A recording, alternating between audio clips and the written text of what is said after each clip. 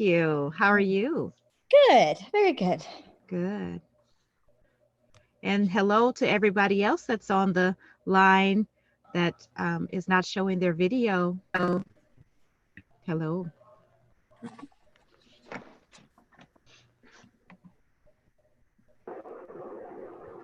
Hello back. I just was watching Hi, my Jen. hand, so I'll show my video in a minute. All right.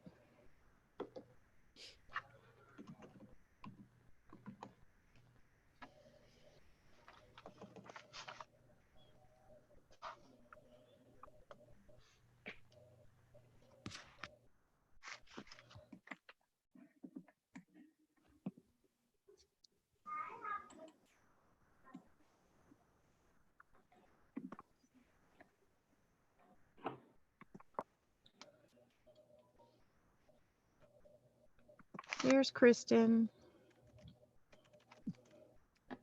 and Matthew. I'm missing Alexa and Kim and Stacy. I'm missing those yummy snacks you all provide for community conversation. I know I could use a yogurt bar right now with some Yeah. fruit. Prepared by somebody besides me. I feel like all I do is cook for people now. I know. It's like constant. I know it.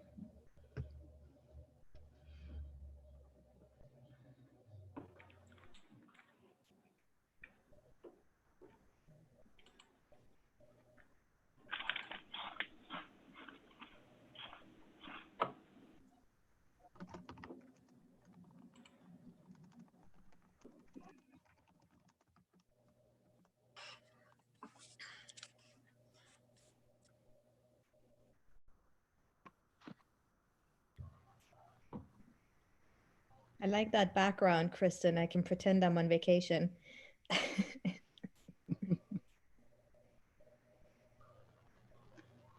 All right. Well, I see that it's 12 o'clock. Kim or Alexa or Stacy, did you all have any like pre-announcements or anything before we dive in? No real pre-announcements. I'd just like to say we're grateful that you are willing to present for community conversations, and we're looking forward to having other opportunities to have community conversations. They may not be offered every Thursday, but as we have topics and willing presenters like yourselves, Dr. O and Dr. Stockman Barnes, we will, organize and have that for the community. So thank you. Oh, thank you for this opportunity. Yes. Absolutely. All right. Well, welcome everyone. We're so glad that you can join us today for discussing how to manage isolation and the difficulties associated with social distancing. I think I don't even know what week we're on right now. I think you all can agree with me. Maybe we're losing a little bit of time too. Yeah. So maybe week 4, I'm not quite sure.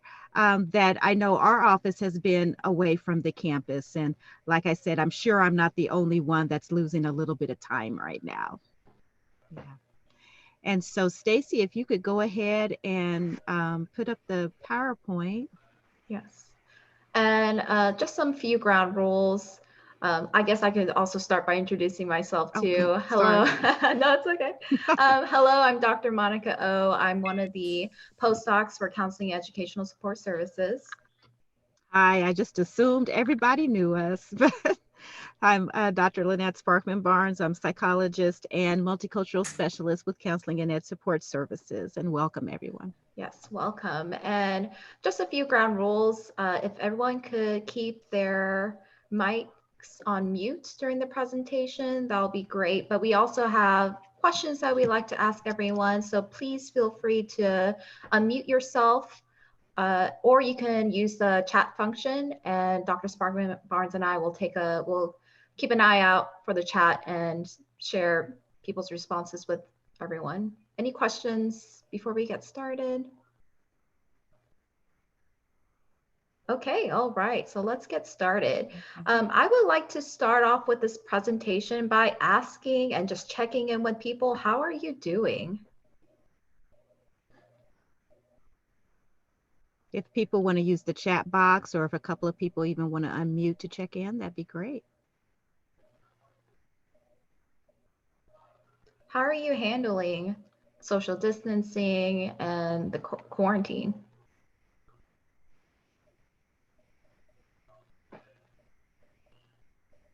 Amy shared that it's been really hard and stressful. Yes. I would say so far so good, but I have a family at home with me and they seem to keep me busy. So, because I'm cooking and cleaning like others, I heard. Kelsey was saying that online schooling for children is very challenging, and I definitely second that emotion. Barb says that some days are better than others for sure, but it helps when the weather is nice to get out. Definitely. Definitely. We've got some sunny skies today. Yes. Well, thank you for sharing. And to move to our next slide, I want to take a moment to talk about this current movement, the hashtag Flatten the Curve movement. And the movement focuses on this idea of slowing a virus's spread so that fewer people need to seek treatment at any given time. And so when the infection curve rises exponentially, then the healthcare system becomes overwhelmed. Therefore, with a flatter curve, the same number of people get infected, but over a long period of time. And has people heard of this hashtag flatten the curve movement? Like you can give a reaction, just a hands up or thumbs up. Yes, yeah. Now, looking at our next slide, is the this concept of flattening the curve, is that a new concept, social distancing? Actually, no. The most lethal pandemic to hit the US was the 1918 Spanish flu. And we can learn a lot from just looking back at history and the lessons from the Spanish flu. So the Spanish flu pandemic killed an estimated 50 million people around the world, and in the US, about 675,000 people. Cities that implemented social distancing had lower mortality rates. They were able to recover better. And you can see an example from this graph, the difference between Philadelphia and St. Louis. So St. Louis was able to follow social distancing, whereas Philadelphia ignored recommendations to social distance. So social distancing is not a new concept, and it has been found that it does work.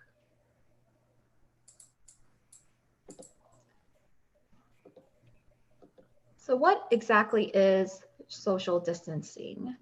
It's defined as measures taken to restrict when and where people can gather to stop or slow the spread of an infectious disease. So this means keeping a safe distance. CDC recommendations is to keep 6 feet away from others. And this also includes limiting large groups of people coming together, canceling social events, closing buildings, closing non-essential buildings, etc.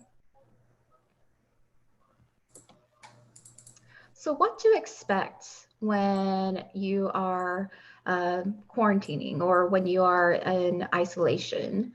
And a lot of people shared this when we checked in, a lot of fear and anxiety, anxious and worried about yourself, your family's health, concerns about obtaining food and personal supplies. I remember that when we first started the quarantine, when you went to the stores, there was no toilet paper, no canned goods. It was difficult to find hand sanitizer. And as on top of that, a lot of feelings of depression and loneliness and boredom. I'm hearing this a lot from our clients at the counseling center, feeling sad, experiencing low mood. Especially when you're spending long periods of time at home, this can cause feelings of boredom and loneliness. And lastly, anger, frustration, and irritability. Anger or resentment towards those who have issued quarantine or to those who are ignoring quarantine orders. There's a lot of anxiety around the future and uncertainty. I know that a lot of our med students, especially the M2 students, are experiencing that right now with their step exam. And also anger and frustration due to loss of personal freedom associated with isolation and quarantine. You know, so much of this, and Stacy, can you go back? Yes, so much of this, if you look at what we have here on this slide, it mirrors what you would call the grieving process. And I think as we think about this, and I know one thing that I've been noticing, and Dr. O, I don't know about you, but I've been kind of tracking how we've been moving through these stages. And so if we look at even the stages of grief, which many of these that are on the slide are part of the stages of grief. I know when we started back in late February or early March, there was a lot of denial about what even was this coronavirus, and was this a serious thing, and oh my goodness, no, it can't be that bad. And then when we moved into having to quarantine and having to socially distance and self-isolate, I know that anxiety was really ramped up. A lot of anxiety about, oh my goodness, this is actually a real thing. And can I get sick? And are the people around me sick? I remember at that time, that's when a lot of the students were even coming back from their trips, like to Guatemala and other places, and they had to come back to campus and be quarantined. And so that level of fear and anxiety started to lift at that time. And then once we actually had to get off campus, those who are off campus, and I know some are still on campus, but as things became more apparent in our world, not just in Kansas City, but across our nation and in the world, as everybody was moving to social distancing, there was even some guilt that set in for some people of, oh my goodness, I didn't take it seriously enough. I should have taken it more seriously earlier. And then I noticed too, then as we went to uh, week 2, people started to get pretty angry and upset. Why do I have to be home? I'm not sick. I'm okay. I want to be back. And we can even sense some of that anger now as people are talking about breaking the stay-at-home orders and getting back to work. Of course, we understand that this is hitting us economically very hard and hitting many families very hard. Um, and now I feel that with the people that I've been seeing this week and talking to this week, we're really in this sense of depression and loneliness, and feeling a lot of pain about that, really feeling that maybe I'm missing coworkers and colleagues. I'm missing family that I can't see, that I would usually go and celebrate with. And so I'm feeling a lot of that depression has set in with people that might not otherwise even experience depressive symptoms. So I just wanted to bring that out as we were talking about that slide. Yeah. And you can go ahead, Stacy.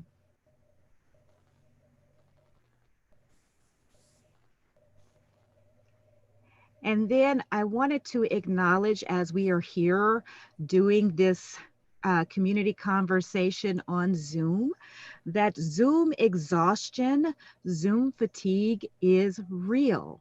This is something that I think many of us are starting to experience, or we have been experiencing, and we're trying to understand, why am I so exhausted with this? I'm doing telehealth, I'm seeing people on video, I'm doing the things that people are telling me I should do right now, but I feel so super exhausted. Or maybe my sleep has been disrupted, and I don't quite know why, but I'm really tired. And I think we have to understand that even with being able to communicate, um, even with being able to communicate with each other via Zoom, that the demands of video calling is very real. We're having to pay more attention to those nonverbal cues and process things in a different way than if we were sitting with each other one-on-one. And then how about those technical glitches that come with Zoom? I know this week with my internet, I have probably dropped about 2 or 3 Zoom meetings. as well. You know, sometimes we're talking to people and you get that echo. When you have silences, it's kind of hard to know how to interpret those silences. Is it just kind of a space of processing, or did my computer actually freeze? What's going on? And so that adds to a bit of our intensity as well, as we're trying to do these meetings. And then there's this self complexity theory. Basically, you know, we are layered individuals. We're layered dimensional human beings.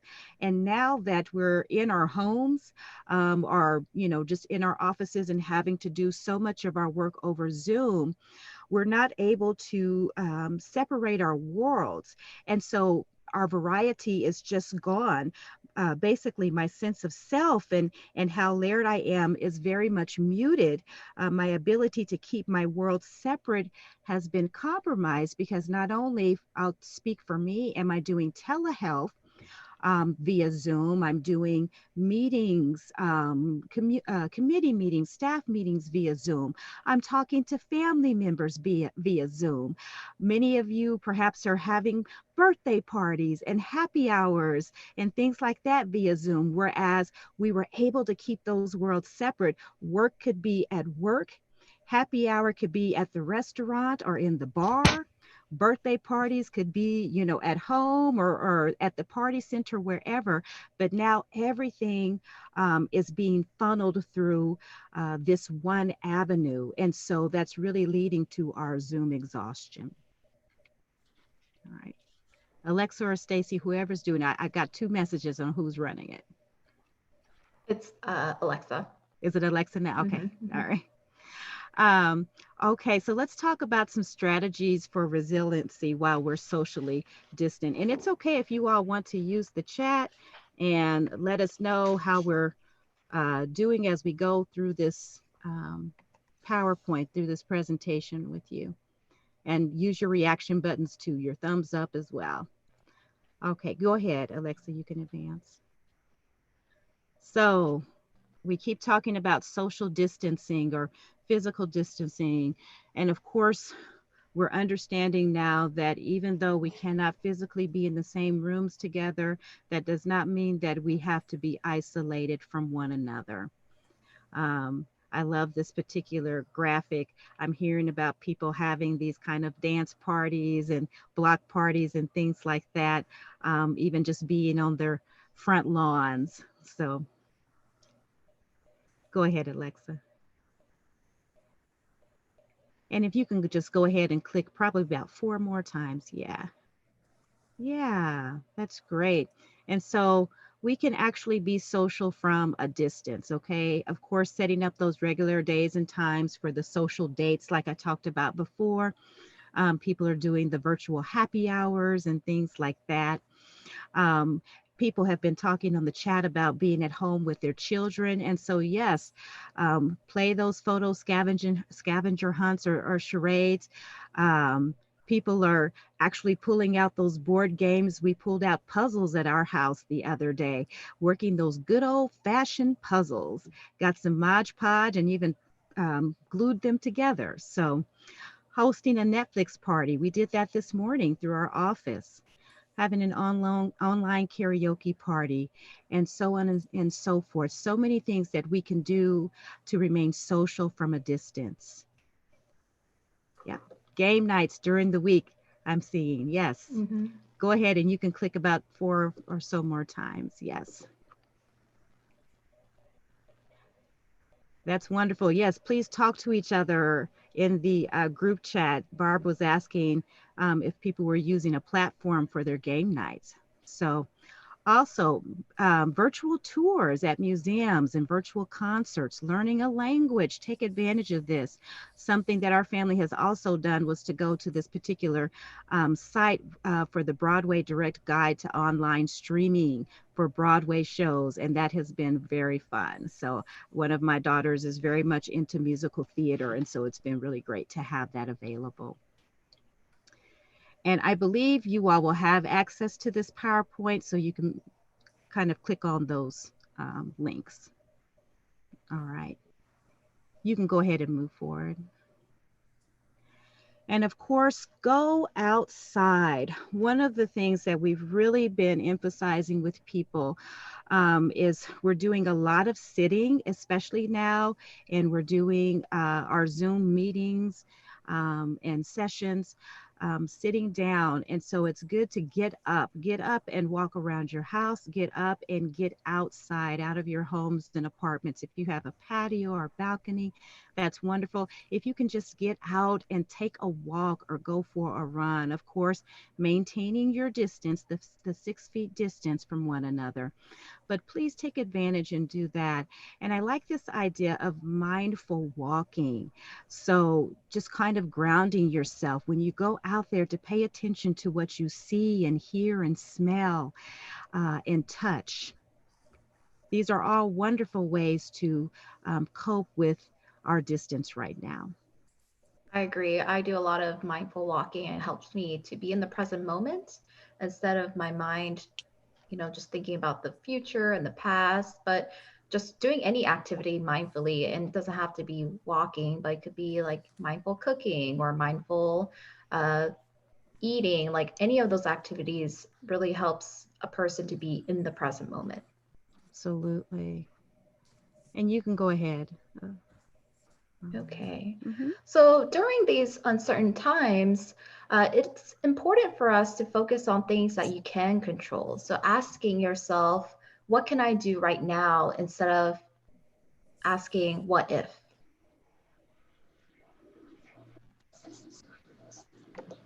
Things that you might ruminate on that are out of your control can include, asking, the actions of others, predicting what will happen, the amount of toilet paper at the store, asking how long this will last. And it's so easy for us to ruminate on those thoughts. But instead, try focusing on things such as, your attitude, turning off the news, finding fun things to do at home, limiting social media, your own kindness and grace, following CDC guidelines, your own social distancing.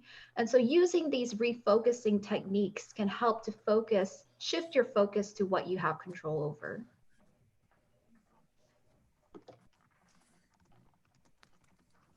All right, we're going to talk about self-compassion. You caught me typing into the group chat. Everybody was posting wonderful ideas about how they've been coping. I want to just talk about a few of those before we get to the group chat. I'm seeing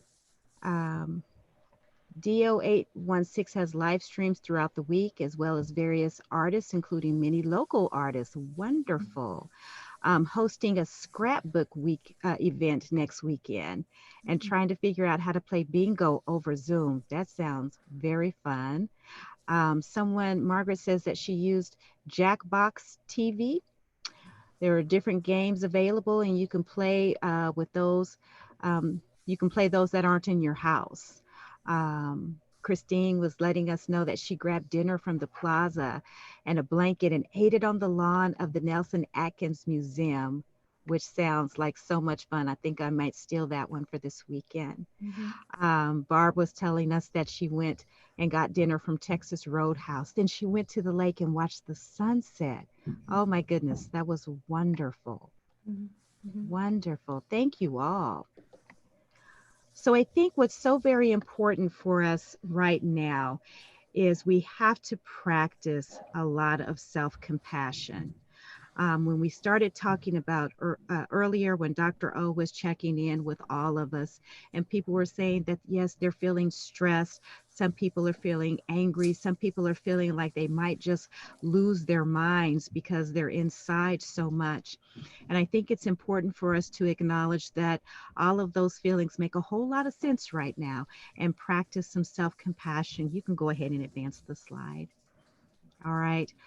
So what is this thing called compassion? And basically, to have compassion for others, we have to understand that they are suffering, and literally suffering.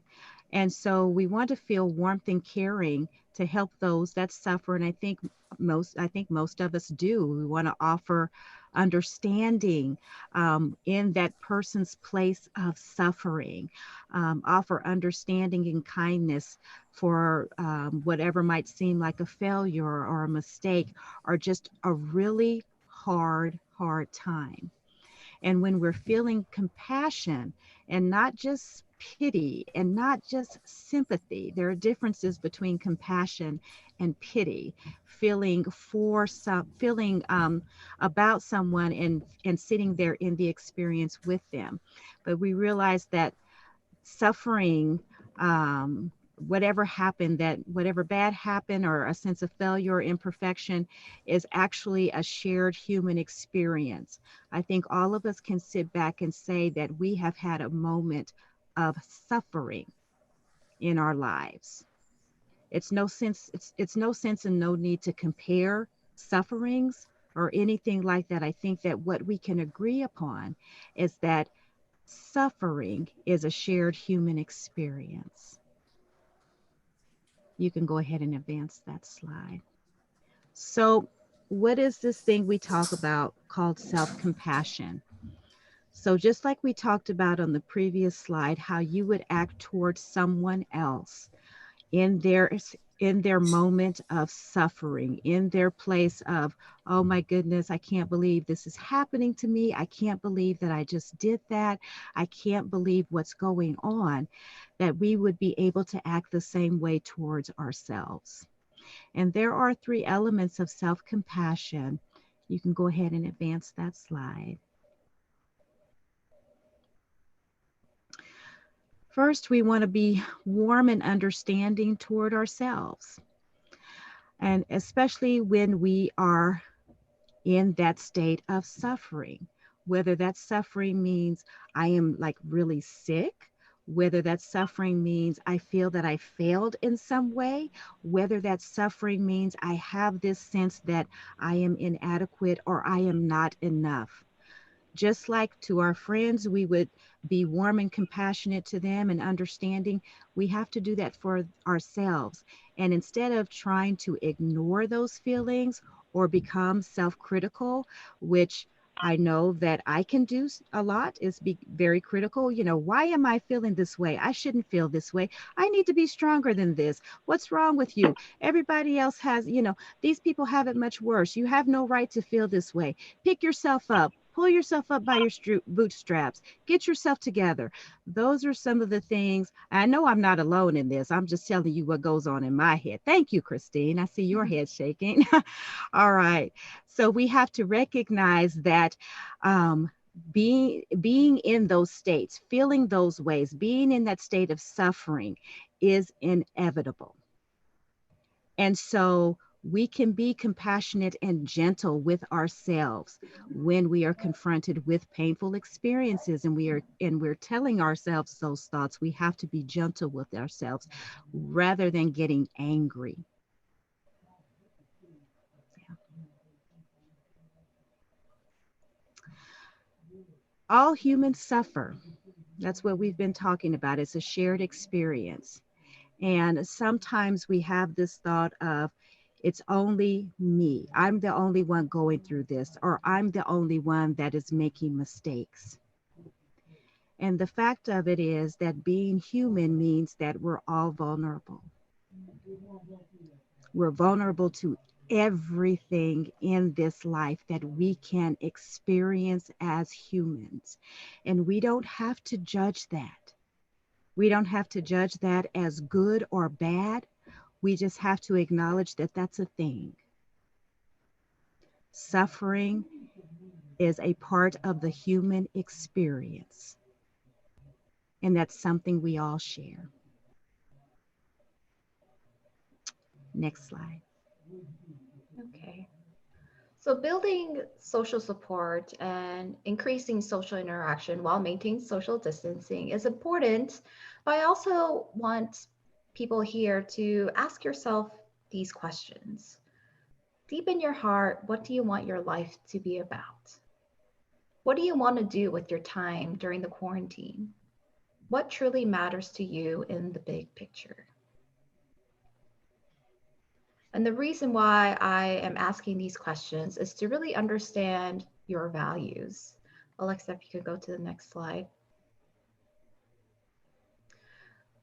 When we are able to connect with our values, we're able to move our lives in meaningful directions, even in the face of difficult or painful experiences, even during these uncertain times.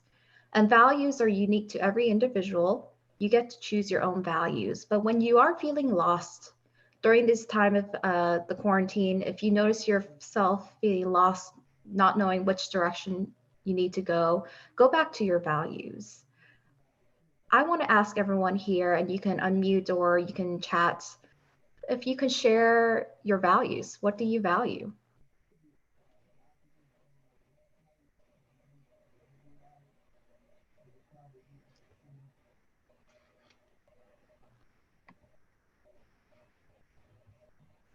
See family, loyalty for maybe Diana family. I see health and family, all of the above. Yeah, thank you for sharing. Yes. And so Alexa, if we move to the next slide, your values is like a compass. They can help us make choices based on the direction in which we want our lives to go. And so in order to live a values consistent life, our behaviors need to match our values, which is also termed as values guided action, doing what it takes to live by our values. So we won't have much of a journey if we just simply stare at our compass, our values, but our journey only happens when we move our arms and legs in our chosen direction. So people mentioned a lot about how they value family, loyalty, health. And if you were to live a more values consistent life, what are some examples of values guided actions? And if you could share that through chat or you can unmute your mic.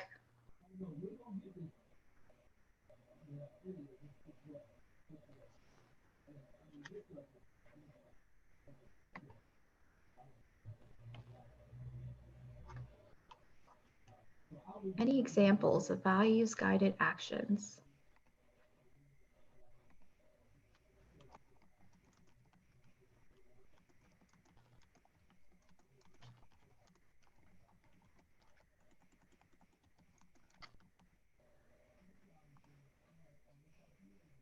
Taking time with my kids, really listening to them.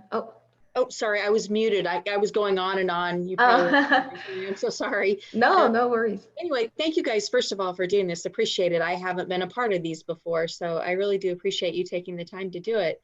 What I was saying when I was muted was I think that there has to be a direct intentionality about any of that, and if whatever is your guiding force as far as your value, if it's family, then especially now, I think there has to be a definite just mindfulness about how do I stay in touch. And I'm in a different situation because my daughter and her family don't live here. And so, she's dealing with young ones, and just trying to maintain that contact and that connection can be kind of difficult, because I think they're just in like this crazy time right now of just trying to keep sanity in the house in general. And for me, trying to say, well, let's FaceTime, on this particular night. And sometimes it works and sometimes it doesn't with little kids. But, as far as like when I look at like health and nature and those things, I think, again, that intentionality of saying, okay, I'm going to make sure that I'm getting up out of bed, I'm showering, I'm going to eat properly, I'm going to take a walk today, or, whatever it is. I just think it's the mindfulness that you put forward in order to see that happen. And that maybe sounds oversimplified, but that's kind of where I see that, especially right now. Because I think when you're in a different demographic setting, like, even keeping in touch with your coworkers and teammates and things like that, when you're demographically in the same location, you have that intentionality. It's just there, it's built in. And now there's kind of this, I don't know, almost we have to really be diligent about checking in with one another and making sure that we understand, and we're being compassionate. It's not just seeing the Zoom face, and assuming that everybody's doing great. It's, you know, hey, how are you doing? What can I do for you? You know, what can, I don't know, just kind of along those lines, I think has really been more of what I've been convicted with since all this has happened. Yeah. Thanks, Barb. I really like that. And no, it's not overly simple at all. I think it's very helpful to all of us and really appreciate that. We have some more here on the chat. Ashley was saying that getting enough sleep, working out, and eating healthy food. So a lot of what Barb was saying, creativity, practicing belly dance, and doing some writing. Now there you go. All right. Kristen was telling us that she and her husband found themselves focusing too much time on getting the project list done. And I think many of us maybe fell into that trap as well. It's like, oh, okay, well, this is how much we can get done. And so they've adjusted to prioritizing time with their kids now and plan a fun family activity each evening instead. Yeah. Kelsey was saying that she's exhausted when she gets home from work and her kids want to talk her leg off. Kelsey, I'm with you. And she's wanting to find the balance with giving them the attention they need while keeping her sanity. And you are absolutely right. It is so hard. Even with working from home, I find myself with, providing telehealth and being in meetings. I am exhausted. And often when you work from home, you find yourself working past the time you might work from the office because it's like, oh, I can just get this one last email sent. Oh, well, let me look this up. Oh, well, let me finish this project. And then my kids have been kind of off and on doing their online school, but they are ready to tell me like war and peace when I finish in the evening times. And it's tough because I'm just like, my head is spinning and I think I just want to like fall out. And I've had to, one of the things that I do, and hopefully you'll find this helpful, Kelsey, is to just really let them know, hey, I am looking forward to talking to you, but I really need about 20 minutes. I just need 20 minutes to go and sit by myself or even just go to the bathroom because working at home, sometimes you don't even get up to do that, but to attend to my needs. And then I'm going to sit here and I want to hear all about your days. And so that's starting to work some for us. I still have a little bit of that, dizziness in my head, but maybe that would be helpful for you too. I see Christine was saying that she goes running a lot to stay healthy and strong, and they're taking time to find, oh, a college for your son. Yes, absolutely. More sleep, more self-care. Mm-hmm. Doing those Zoom conferences with family. Yeah, absolutely. Sleep. A lot of people have been talking about sleep and how it's difficult to get that meaningful, restful sleep right now. Um, Thank you. Yeah, Barb saying that she really didn't think she was stressed over all of this, but sounds like your sleep patterns are telling you something different. Yeah. Taking time for yourself to go for a run, doing a workout. All right, Christy and her husband have a date or a fun day each week. It's wonderful. Thank you, everyone, for sharing examples of values-guided actions and what you found helpful, especially during these uncertain times. Alexa, if you go click the next slide. I found this image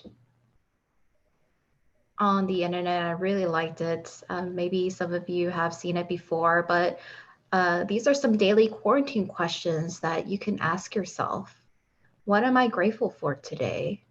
Who am I checking in on or connecting with today?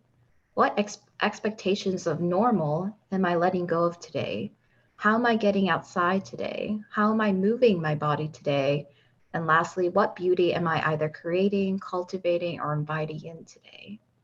So I think this is a really great list of questions that we can ask ourselves and share with other people in order to check in and ask, how are we doing? Absolutely. I'd really like to hear from some people, either with the chat or, oh, what happened to our slide? With the chat, or you can unmute your mics. But what are you grateful for today? Just today, what are you grateful for?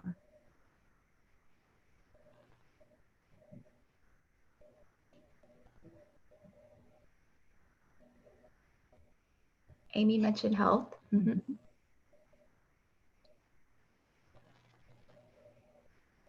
The sunshine, today's weather. Mm-hmm. Technology. Yes.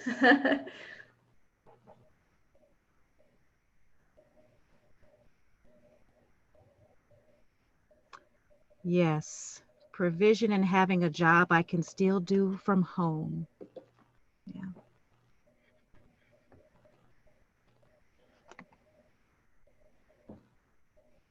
Grateful that my kids are still able to complete the school year. Yes. Thank you, Christy, spending this time with you all, with you as well. Mm-hmm. Grateful for health, spending time with her toddler, that's Diana, that will start school this August. So sounds like Diana's taking advantage of some of those last moments she'll have before her child starts school in August. Mm-hmm. I think it's so important for us to ask ourselves this every day, what we're grateful for, because as we're quarantining, I love how we've made quarantine a verb like Mm-hmm. that. Uh, as we're quarantining, as we're socially distancing, physically distancing ourselves, like we were saying before, sometimes we get very tunnel visioned and insulated and feeling that everything is just about is happening to us and just going on with us. And especially if you've done what I've started to do, which is like turn off a lot of social media, turn off a lot of news, because I feel that we're just bombarded with all kinds of information, whether it's factual information or not, every day. And so it's helpful to be able to see outside of myself and think about what I am grateful for. Yes. Mm-hmm. Does anyone, I know that Dr. Spartman Barnes and I, we shared a few coping skills, strategies that you can implement during these times, but there are a lot of other strategies out there. And I wanted to use this time to ask people what they've been doing or what they have found helpful and share it with everyone. We can end the presentation and so that we can see everyone. Alexa.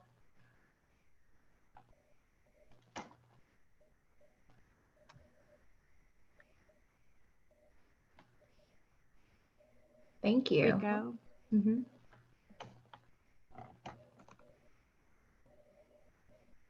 So anything that people have found helpful just in order to cope with the quarantine and staying isolated.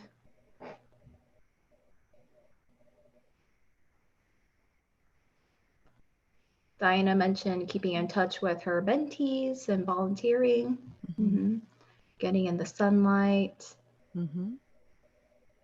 I think the whole getting outside is so crucial. I don't know. It's an energy booster for me for sure. On those days where it's dreary and rainy out, it's real hard to kind of stay motivated.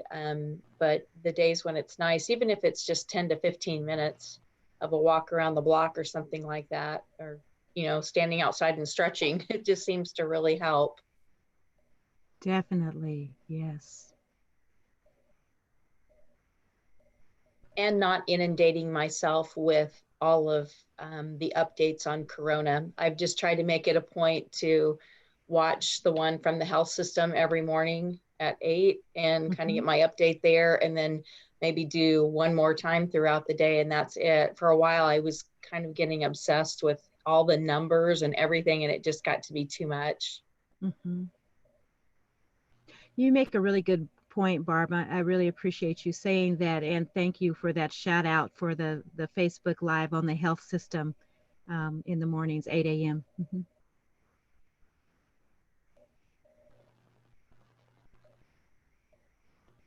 What about some other thoughts, other things we can share about our coping?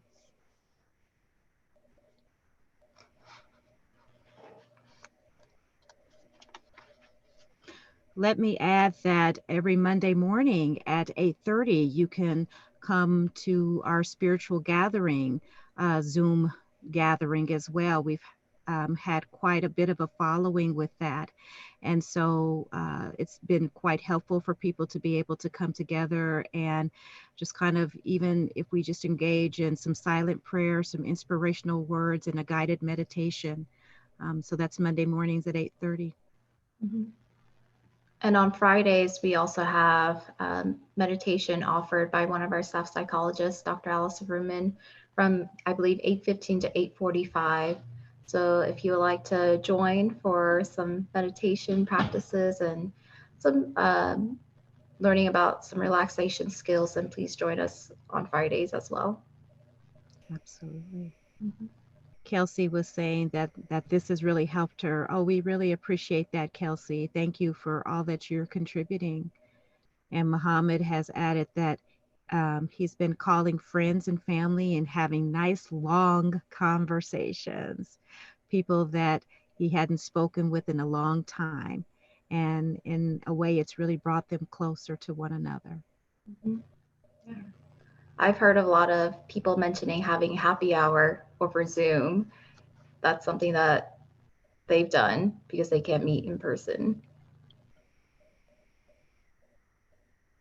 Christine's calling home to Germany a lot to stay in touch as well. Yeah.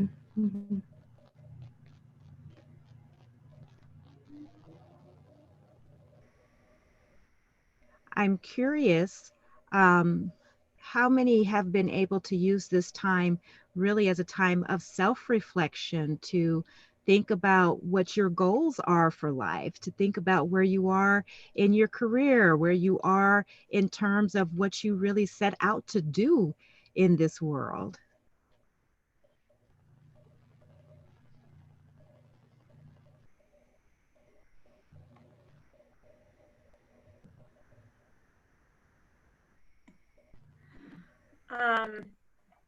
I'll say just being by myself, it's really easy to get into self-reflection.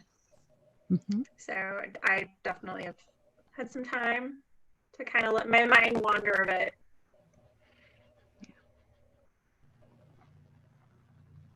Yeah. Thank you, Alexa. Well, I see that we are at time. We're a minute over, actually. Dr. O, do you have any parting words for us? Yes, so thank you everyone for joining today and sharing how you've been handling the whole quarantine, and also sharing your wonderful tips and strategies. I found them really helpful.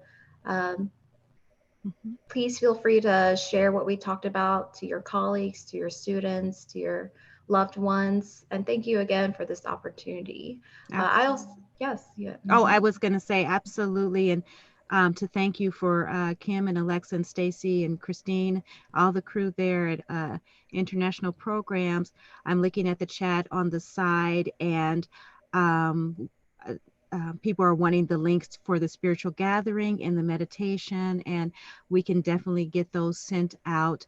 Office of Diversity, Equity, and Inclusion has been sending out those links, and I'll ask Kim if we can get together to help send out some links as well. Yes, you can also find it on the counseling website.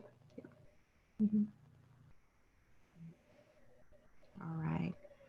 Wonderful. Well, thank you all for joining us on today. And I'm so glad we were able to pick back up with community conversations. They may not be every week, but I think that we found a great way that we can continue with these discussions. And so we look forward to seeing you all again real soon. Thank you, guys. Thank you. Thank you. Bye. Bye. Bye.